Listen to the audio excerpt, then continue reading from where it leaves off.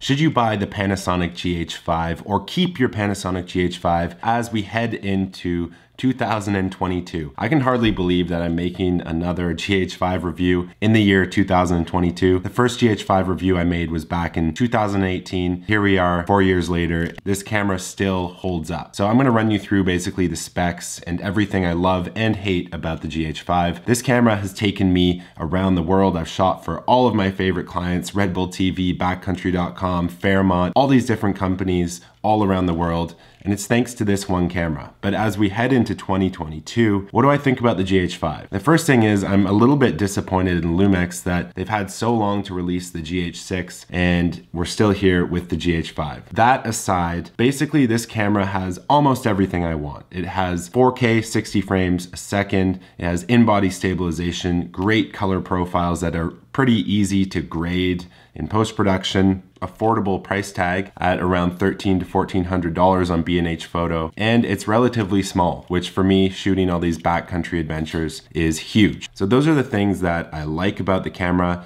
and the things that I don't like and the internet typically doesn't like about the GH5 is the fact that its photo capabilities are pretty weak. You can take a good photo on the GH5 from time to time. I just took this photo the other day in the mountains, but the thing is, it's not nearly as good as other cameras like the Fujifilm X-T4.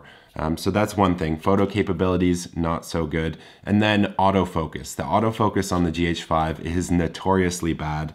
So I shoot in manual almost all the time anyways, but for people looking for autofocus, the GH5 just doesn't really hold up compared to most other cameras. So those are the two kind of main negative things. A lot of people will tell you that the low light on the GH5, because it's a crop sensor, is bad. With my lenses, they go down to f2.0. I don't have an issue with low light. I'm pretty happy with the GH5 still in low light, so not a major issue for me. I've been waiting for the GH6 for a long time now. I would love to upgrade my camera. I'm just getting a little bit bored of the GH5. I want to try something new. I am seriously looking at switching to the Fujifilm X-T4. It's somewhat comparable to the GH5 in terms of specs, but it has amazing photo capabilities. I've been using my friends over the last little bit, and the Fujifilm X-T4 just shoots much more. The colors out of the Fujifilm look amazing.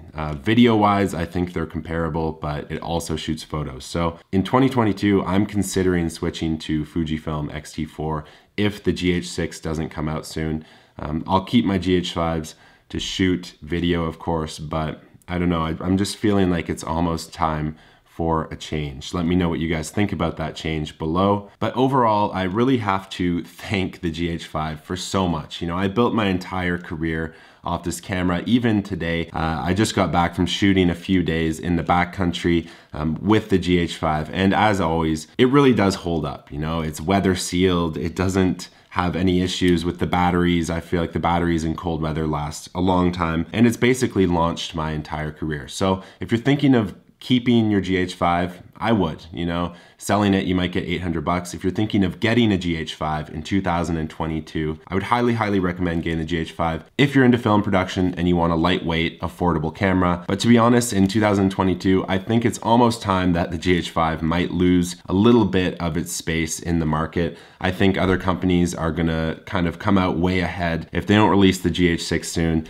then the whole Lumix lineup is kind of gonna get a little bit dated, which bums me out as a Lumix user. Let me know in the comments below if you guys agree with my assessment of the GH5 in 2022. Again, I do love this camera. I just think it's starting to get a little bit old. So let me know in the comments below. Check out my GH5 Masterclass and my presets, and I will see you guys in the next video.